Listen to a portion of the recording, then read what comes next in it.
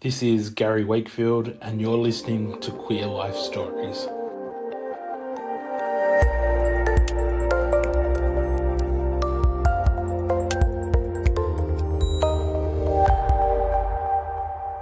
My name is Maddison French, and I'm a transgender female. I'm 27 years old now. Yeah. Happy birthday for yesterday!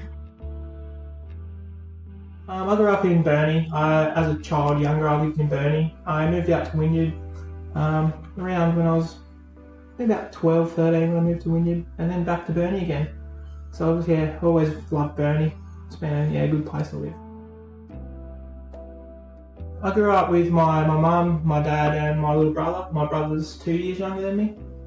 So we grew up in Burnie. Was our main place I grew up. I went to Burnie Primary School and to Burnie High School. Growing up was pretty normal. I was just a normal boy growing up.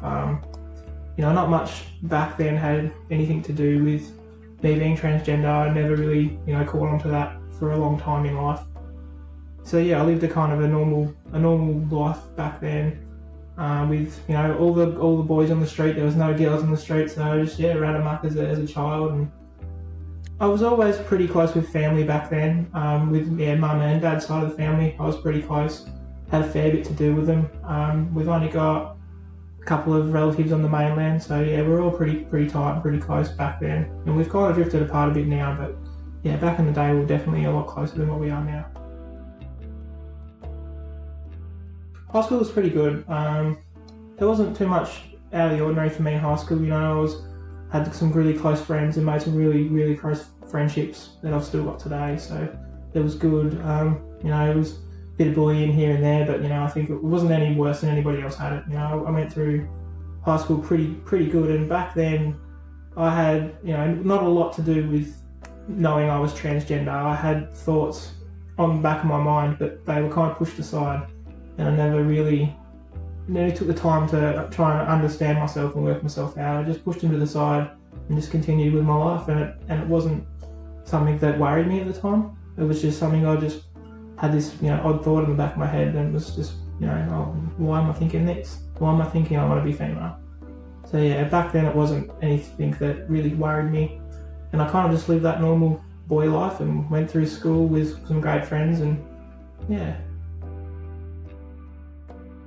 started getting thoughts of wanting to be female. It was pretty early. I'd say it was like around 12, 13, but they were only like just really small thoughts. They weren't something that attracted my attention to anything too much.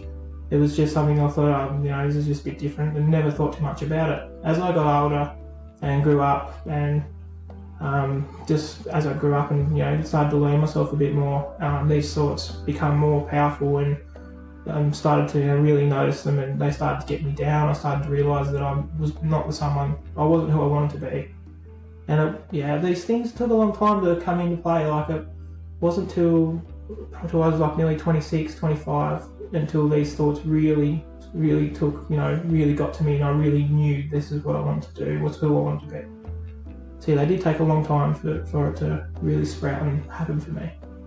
Which is kind of different, because a lot of people I've talked to it's been really early, and they know that. So I'm a little bit different, I guess, and I'm sure there's others out there like me. But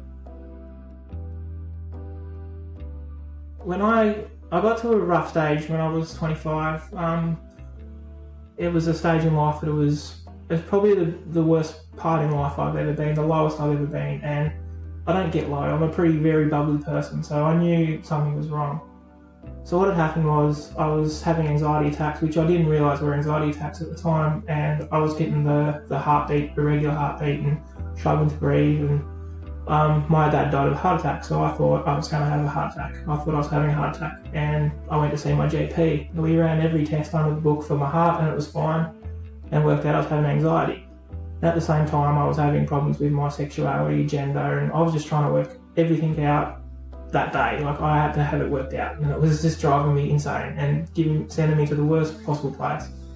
So after a trip to the GP, they recommended me to a shrink, and talking to the shrink was the best thing I ever done in my life. We had 8 or 9 sessions, and it just completely flipped my life. It just helped me understand who I am, who I wanted to be, helped me realise that I don't have to work everything out straight away and that I can take time to figure yourself out. And yeah, that was the best thing I ever did in my life, I reckon, was talk to that shrink. It was really good. It's a good lesson to learn, is patience. It is. Patience is the key. You don't have to figure out everything that you've got on your mind today. Some things take time. Whether it's your gender, your sexuality, it could be anything. It takes time to develop who you are and learn who you are.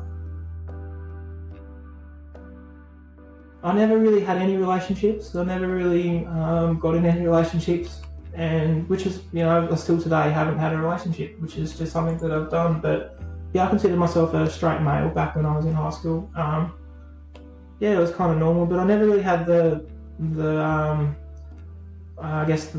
try and, I never really took it anywhere. I never really had followed the girls around or tried to get the girls or anything like that. It just didn't bother me. It never really has, which is something I'm still working out today about my sexuality, because I just don't have that drive that a lot of people do. I'm just, not too interested in it.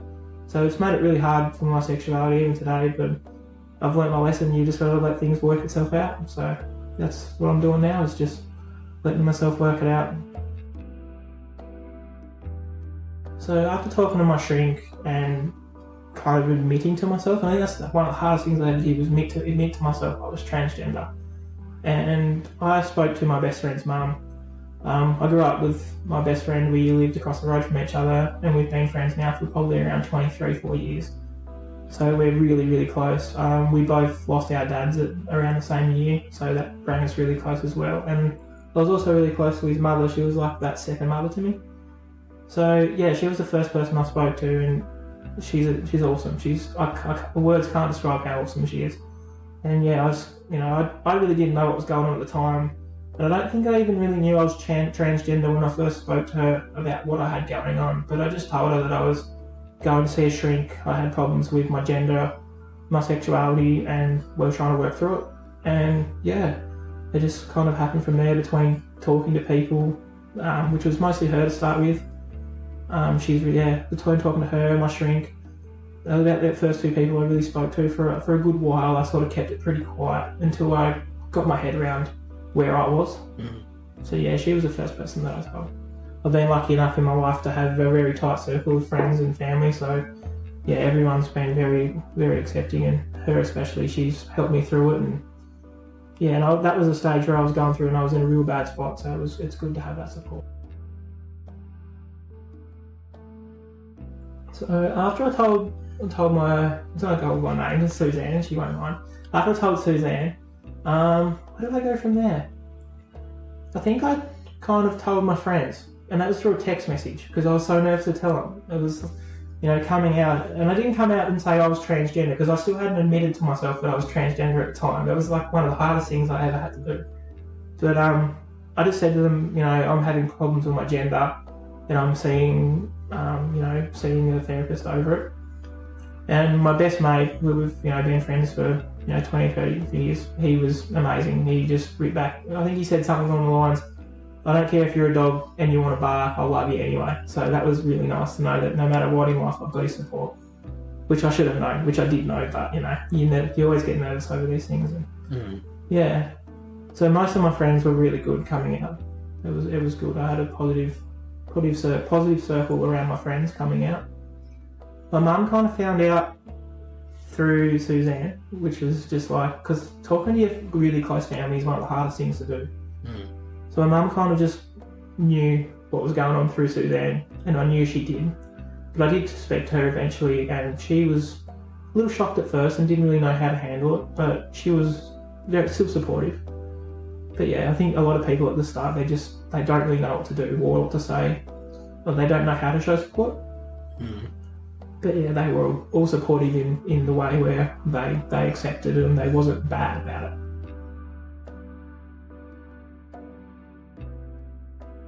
I had a friend who, to this day, had a hard time wrapping his head around it because of his beliefs. But I don't believe in holding it against people for that. Some people take more time, and some people just don't understand. And in the end of the day, some people have a different opinion, and to me, that's fine, as long as they're respectful. And he's always been respectful, and this friend is very close to me. We've been friends for a good 20 years as well. Grew up through school, And yeah, I've got the most up respect for him, because we're still trying to work through it today and trying to amend that friendship. There was a few things said that were hurtful, but he didn't understand that they were hurtful. So yeah, we're trying to work through it. It wasn't a bad experience, it's just that we had way different beliefs. And yeah, so it's kind of hard to help people understand that have grown up their whole life not believing in it. And you can't force people. You simply can't. You've got to help them understand and help them get their mind around how you feel and how you are, and yeah, and that's what everyone should be like in life. We're all different. We all like different things, have different opinions, and that's part of life. Yeah. But you've got to be respectful about other people's opinions.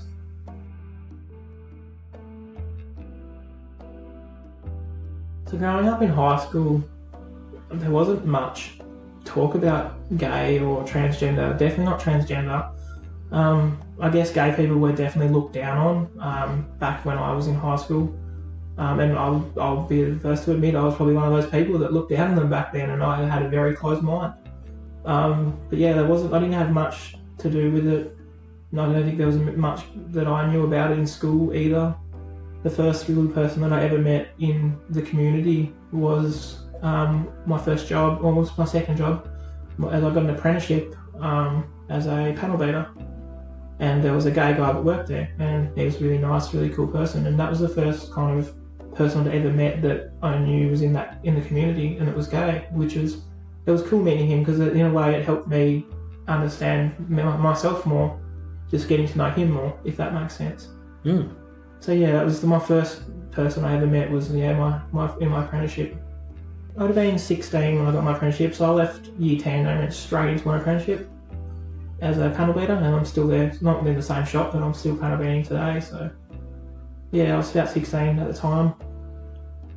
So yeah, it was good to meet him, and he was to me, he was a lot different at the time. A very different person when you meet somebody like that, and yeah, it was good to meet him.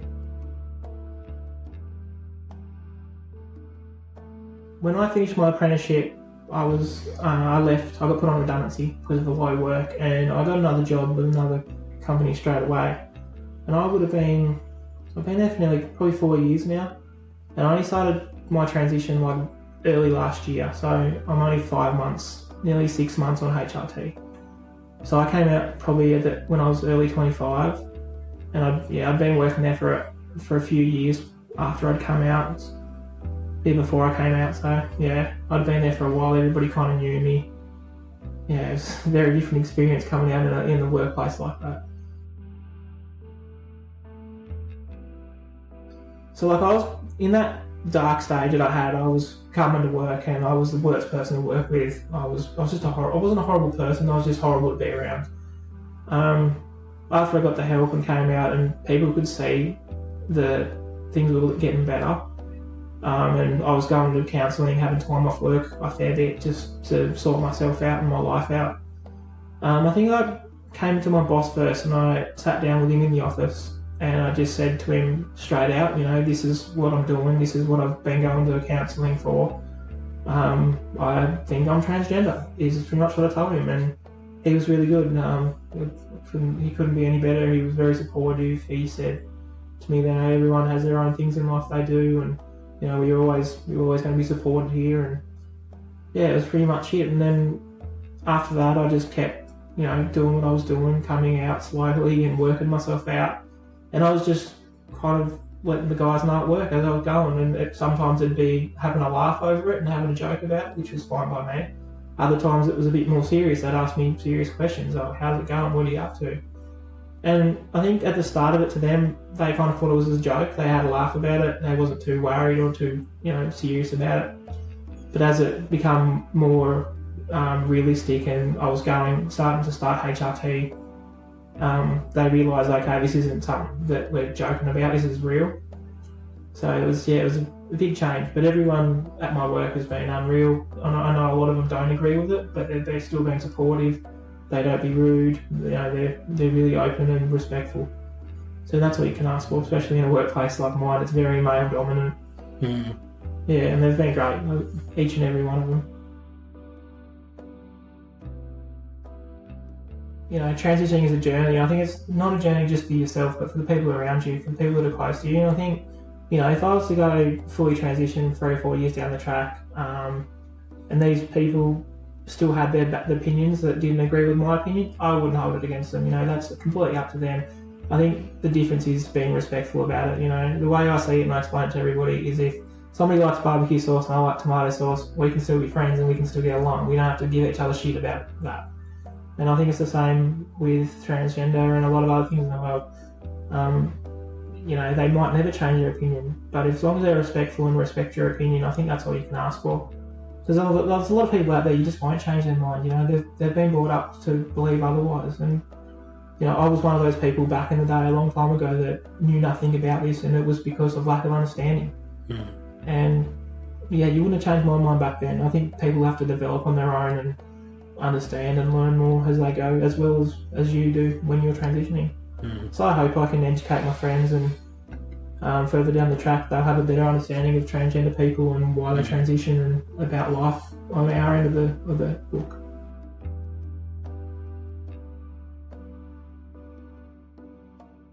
So I've never had much to do with the community at all. I've never felt the need to, because I have that tight circle of friends. I have been lucky enough to keep all my friends and family, so my life is kind of, with my friends, has kept going as a normal to an extent. But I reached out to the community just because, for something to do instead of keeping yourself in your room all day, and it gets you that anxiety and depression ticking over again. So I reached out, and it was good. At first it was really nervous. I knew nobody and I didn't really talk to anybody. But the more events I went to, the more people I kind of met, and realised it's not really that scary, and it's actually really good, because there's a lot of people that everyone's different in their own ways, but we're all alike in one way. So it's good to meet those people and have that connection. And I've made some really close friends through the LGBT plus community.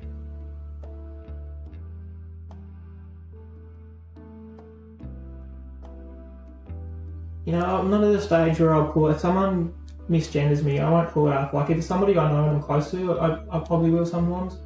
But I'm not at a stage where it does bother me, but it doesn't bother me enough to call somebody out about it. I'm not going to say somebody again, I don't worry about it. But I've never had any general harassment. I've had one incident at work, just with a disagreement with somebody that doesn't agree with it, and we was drinking and it got a bit out of hand, but we put aside, that was apologetic, and life goes on. But no, as a general public, I haven't really had anyone. You get the weird looks and that sort of thing, but I've never had anyone talk bad or anything like that.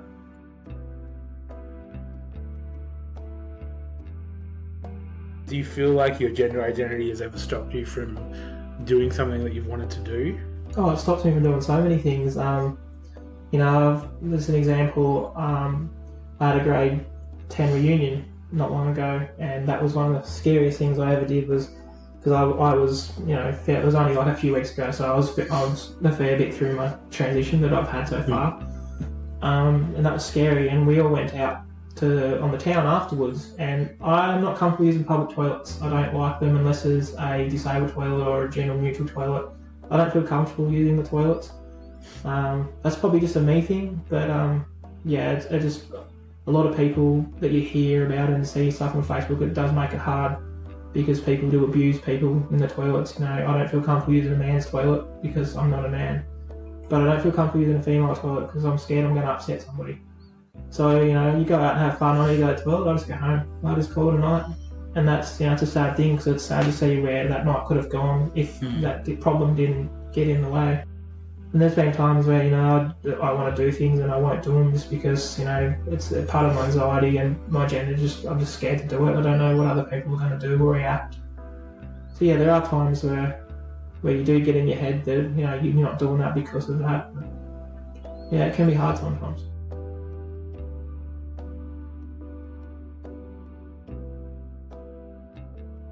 So after I went to the psych, it was actually a counsellor. So after I went to the counsellor, I went back to my GP, obviously, and had a chat with my GP. And my GP was the one who recommended me to the counsellor. I told my GP that I'd been talking about my gender, and that And this is at the time I still didn't admit I was transgender, and I was just like, I knew about the clinic. I'd done a bit of research about transgender growing up and through my 20s, and I said to the doctor I'd like to be referred to the clinic, which is a special gender clinic in Launceston.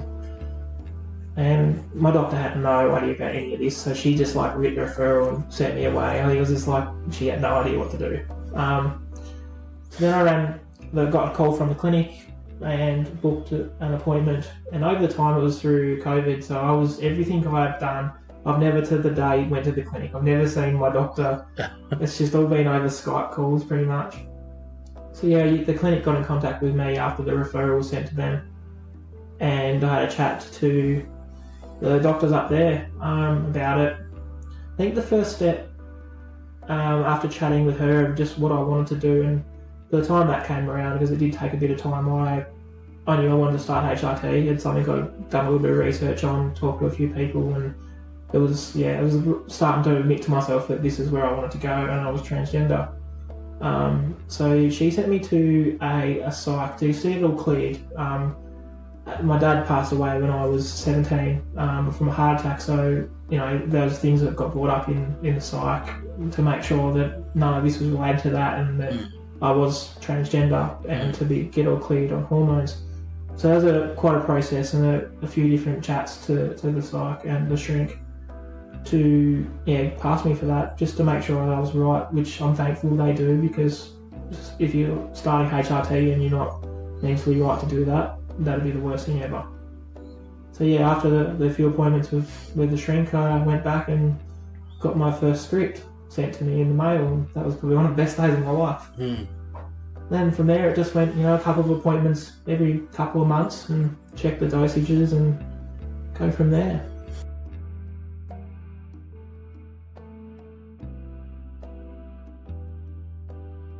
The first 2 months, I went into it thinking I was going to be psycho. I thought I was going to be like, this psycho person and have emotions running through me everywhere, but nothing changed in the first 2 months. I was surprised.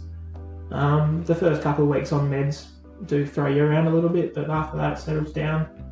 A couple more months after that, I up the meds again, and same thing. It's a couple of hard days and then it settles down.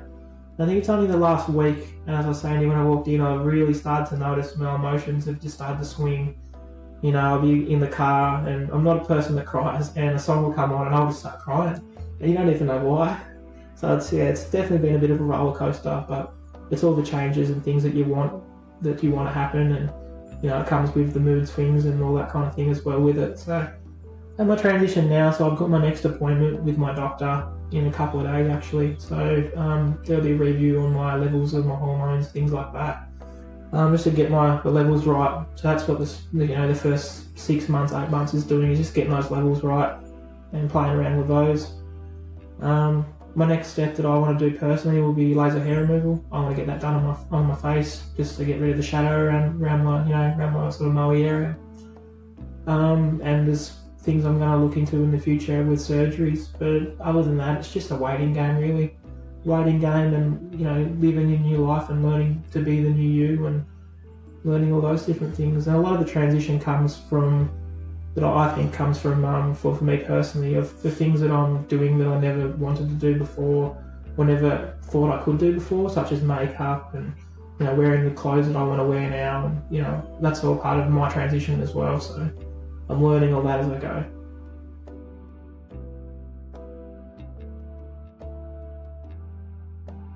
I just don't have anything to do with anything like news related, or I just don't do it. I just stay out of it. I stay out of social media for my own mental health, and I'm just not. You get people that will fight for the community and fight for people like me, and I'm just not one of those people. I look back. I'm probably bad where I look back at it and say, I don't care. People can think what they want. They're allowed to have their opinions, but at the same time, there's got to be someone fighting for the rights. There's got to be someone at the front line. It's just not me. So I kind of dig in my own grave there. But I'm not a frontline person when it comes to that kind of thing. I kind of just sit back and watch everybody else fight, and don't like being involved in it. I'm just going to keep being me and see what happens.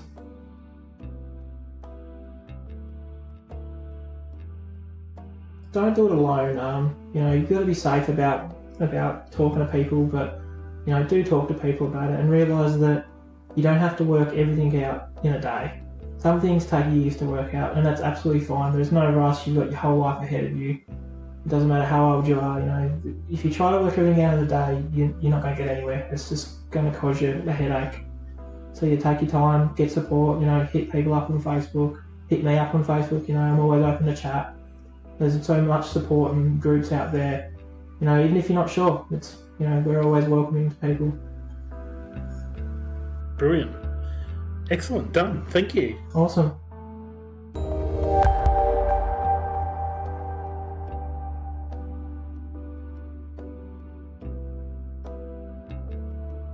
If you're struggling with your mental health, please contact Lifeline on 131114 or Beyond Blue on 1300 22 4636.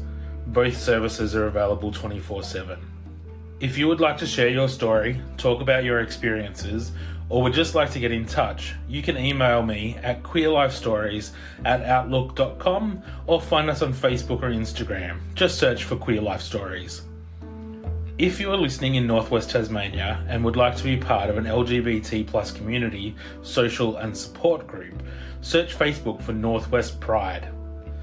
In Tasmania, if you want support for your sexuality, gender or intersex status, you can contact Working It Out on 03 6231 1200.